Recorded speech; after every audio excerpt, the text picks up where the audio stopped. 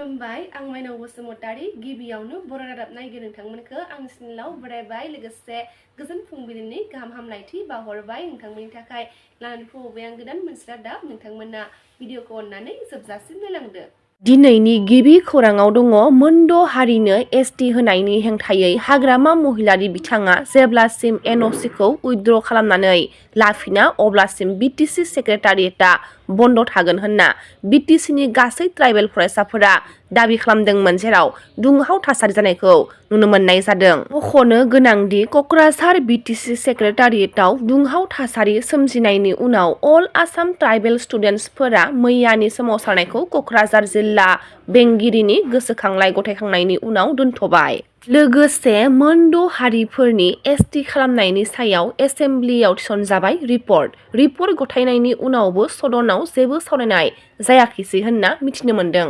ST होनायनि हेंथायारि हाबाफारियाव जानाय क'क्राझाराव दुंहाव थासारि जानायनि गासै दायनिगिरिया बिजेपि सोरखार। थाखानाय एसटि आरो गोदानै जानो गोनां एसटिफोरखौ थुनज्लायनानै गिबि मन्थ्रिया मुम्बाइआव खारखोमालांबाय होनना फोरमायथिदों। एसटि होनायनि नंखाय रिकमेन्डेसननि थाखाय आसामाव दाङाबाजि जायोब्ला बिजेपि सोरखारनि गिबि मन्थ्रि डक्टर हिमन्त बिश्व शर्मा आरो डक्टर रुनुस पेगु बिथांमोना आरो गाहाय मन्थ्रि नरेन्द्र मदि बिथांनि दाय जागोन होनना अखिल गगैआ गोख्रों बिबुंथि होदों।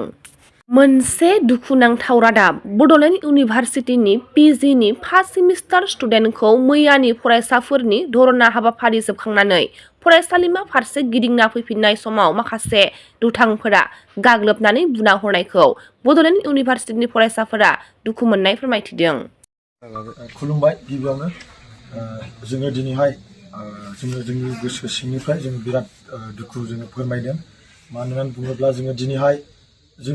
दिनै बड'लेण्ड इउनिभार्सिटिया आरो बड'लेण्ड इउनिभार्सिटिजों लोगोसे बेसेबांनाखि कलेजफोर दङ जोंहा गासैबो फरायसाफ्रा दिनैहाय ज' जानानै जोङो मोनसे जोङो रेलि लादोंमोन आरो रेलि जोबखांनायनि उनावहाय जेब्लानाखि जोङो फैफिनदोंमोन दिनैहाय जोंनि बड'लेण्ड मुलुगसोलोंसालिमानि सासे फंबाय जोंनि बड'लेण्ड इउनिभार्सिटियावनो फरायो। बे फंबाया फैबाय थानायाव बिसोर गासै साब्रैमोन। फैबाय थानायाव जेब्लानाखि नैबे देबोरगाव ओनसोल बिटिसि एसेम्ब्लियाव दुंहाव थासारि सोमजिहोनाय जाथायनि सायाव सासे बर' सुबुङा माखासे बाथ्राखौ फोरमायथिदों। बे अफिसजों खुनु लोब्बायानो गैया। सोरबा हाग्रामाया एसटि होनबानो होनो हाया बा हेमन्तआ एसटि होनबानो होनो हाया। बेखौ लानानै इसिबां गावजों गाव हांगामा खालामलायनानै बेबायदि मा होनो सरकारि प्रपर्टिखौ लुकसान खालायनो नागिरनाया बे जोंनि माबायाव बेबहारा थिग जायाखै। बेफोरखौ एकदम बुजिनांगोन ओमफ्राय स्टप खालामनांगोन। बेफोरबायदि जोङो सम्पतिखौ आरजिनो थाखाय बे सेक्रेटारियेट अफिसा बहुद मानसिफोरनि बलिदानजोंसो जानानै फैनाय। बेखौ जुदि खहा खालायोबा रायजो राजाया खिन्थु रावखौबो कनसिडार होनाय नङा। बेखौ बुजिनानै जुदि प्रटेस्ट खालायनोबा मोजाङै पिसफुलि प्रटेस्ट खालाय खिन्थु सरकारि माबाखौ अफिसफोरखौ खहा दाखालाम, सरकारि प्रपर्टिखौ खहा दाखालाम। आं बेखौनो फंनैसो बुंनो सानबाय। गासिबो स्टुडेन्ट जोंनि गथ' गथायफ्रा मोजाङै बुजिलाय, मोजाङै सान बेफोर गासिबो नायनानै नुयोब्ला पलिटिकेल एंगेल बायदिसो नुलांगासिनो दङ। बेबायदि लामाजों आगान सुरनो नाङा जोंनि फरायसुलिफ्रा। जोङो मायाव जों फकास खालायनांगौ डक्टर इन्जिनियार मोजां जोङो लाइनाव थांनो नाजानांगौ। जे जायगायावसो जोङो बेफोरखौ गासिबो जोङो आवगायलांनो हागोन बा डेभेलप खालामलांनो हागोन आरो मोनखानाय जिनिसखौ जोङो बिदि गावजों गाव खहा खालामलायनो नाङा।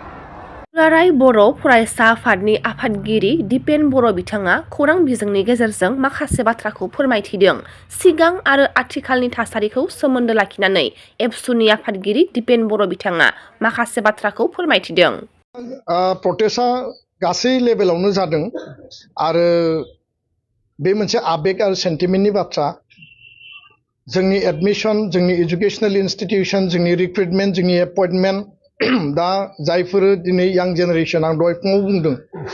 30-40 बोसोर आन्दलननि उनाव जि मोनसे जोंनियाव इन्स्टिटिउसननि क्राइसिसमोन, जोंनियाव हिउमेन रिसर्सनि जि क्राइसिसमोन, जों गासैबो बिथिंजों फरायनो मोनाखैमोन साख्रि बाख्रि जोङो नागिरनो खाबु गैयामोन जोंखौ बन्चित डिप्राइभ खालामनाय जायो आर्मि पुलिस लगायनानै जोंखौ धंस खालामनाय जादोंमोन आन्दलननि नामाव जोंनि एगेन्स्टआव केस जाबसिननानै न' भारायाव हस्टेलाव जोंनि मोजां मोजां ब्रेननि स्टुडेन्टफोरखौ केरियारखौ धंस खालामनाय जादोंमोन बे गासै चेप्टारखौ बारबोनानै जों अस्तित्वनि संग्रामाव दावहायाव जों देरहानानै जोंनि सिक्सिडल मोनबाय दा हारिया बड'फाया बुंलांनाय बायदि गेरेमसा माहारि दानाय आरो हारि निर्माण खालामनायनि बे सम हिउमेन रिसोर्स दानायनि सम बिथांमोना मोनसे सिमां लानानै फैदों एम लानानै फैदों गावबा गावनि केरियारखौ दानो लुबैयो हारिनि सार्थनि थाखाय खामानि मावनो लुबैयो साख्रि बाख्रि बिथांमोना माने नेशनेल बा स्टेट लेभेलाव जब अपरचुनिटियानो जा केरियार दानायानो जा बयहाबो मोनसे सिमां दङ बे सिमाङाव जेला जोंनि रिजार्भेसनाव झटका होगोन जेला 45 लाखनि जायगायाव 2 कोटिया बासाबोगोन जोंनि सिमाङा जेरावबो जायगा मोननाय नङा आरो बे एसेम्बलि पार्लियामेन्ट सिक्सिडलनि माने नोङो माने एमसिएलए सिट अबा अट'नमास काउन्सिलनि जिएम बा मेम्बार बा पन्चायत भिसिडिसि गासैयावबो बे दखल जागोन बेखायनो जोंनि स्टुडेन्ट फरायसा फरायसुलिफ्रा रावबो आपिल खालायालासिनो दानि आथिखालनि सिसिटुवानि आन्दलन एबसुनि आन्दलन आसामनि थासारि परिबेस परिस्थितिखौ बयबो बुजिनानै मोनदांनानै कलेज बिथांमोना प्रतिबाद खालामदों बबेबा इउनियन बडियानो हल अफ दा कलेजनि इउनियन बडियानो खालामदों बबेबा इउनिट एबसुआ खालामदों बहाबा बसलिसा खालामदों बहाबा कमिटिया खालामदों आरो बेबायदिनो बिथांमोना रेलि खालामदों आं मोनसेल' आपिल खालामनो लुबैयो जे दासो आंनियाव रिपर्ट फैदों जे बड'लेण्ड सेक्रेटारियेट बिटिसि सेक्रेटारियेट एसेम्बलियाव जोंनि जायफोर प्रटेस्ट खालामग्रा फरायसा फरायसुलि बिथांमोना हाबनानै बेयाव मोनसे हुलुस परिबेस सृष्टि जादों आं बिथांमोनखौ दाय होनो नागिराखै हुलुस खालामदों होननानै दाय होनो नागिराखै खारन बे सेन्टिमेन्ट आबेगनि सम किन्तु बिथांमोना होंगो दोंगो हाबनायाव बेयाव मोनसे हुलुस आनरुलि एनभायरनमेन्ट जादों आरो बे एनभायरनमेन्टखौ खालामनाङा आङो आर्नेस्टलि गोसो सिंनिफ्राय रिक्वेस्ट खालामदों माने बिदा हिसाबै आरो एबसुनिफ्राय आं बिथांमोनखौ आपिल खालामदों जाहाथे कुनु भायलेन्स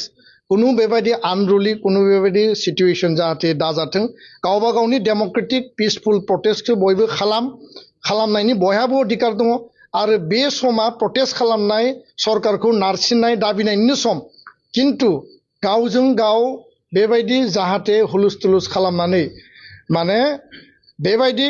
भायलेन्सनि सिचुएसन एनभायरनमेन्ट जाहाथे दाजाथों आरो जाया बेखायनो बिथांमोना प्रटेस्ट खालामनायनि नामाव जाहाथे बबेबा सिङाव हाबनानै बेबायदि परिबेसखौ माने जाहाथे माने भायलेन्स जालायनाय थासारिसिम जाहाथे बिथांमोना खालामा बेखायनो बिथांमोना डिसि अफिसनि मोखाङाव सेक्रेटारियेटनि मोखाङाव इउनिभार्सिटिनि मोखाङाव बा जों जेखौ प्रटेस्ट खालामदों राजा लामायाव रेलि खालामदों बे गणतान्त्रिक देशनि माने जि प्रटेस्टनि जि मोनसे नियम दङ बेनि आवथायाव थानानै बयखौबो प्रटेस्ट खालामनो आं खावलायदों कुनु कारनाव जाहाथे भायलेन्सनि रुप लाया आरो बे महराव जाहाथे रावबो थाङा बेखायनो आङो फरायसा फरायसुलिफोरखौ इमोसन आरो सेन्टिमेन्टखौ लाखिनानै हारिनि सार्थ एसटिनि सार्थआव सरकारखौ नारसिननायनि प्रतिबादखौ खालामलांनो थाखाय आं खावलायबाय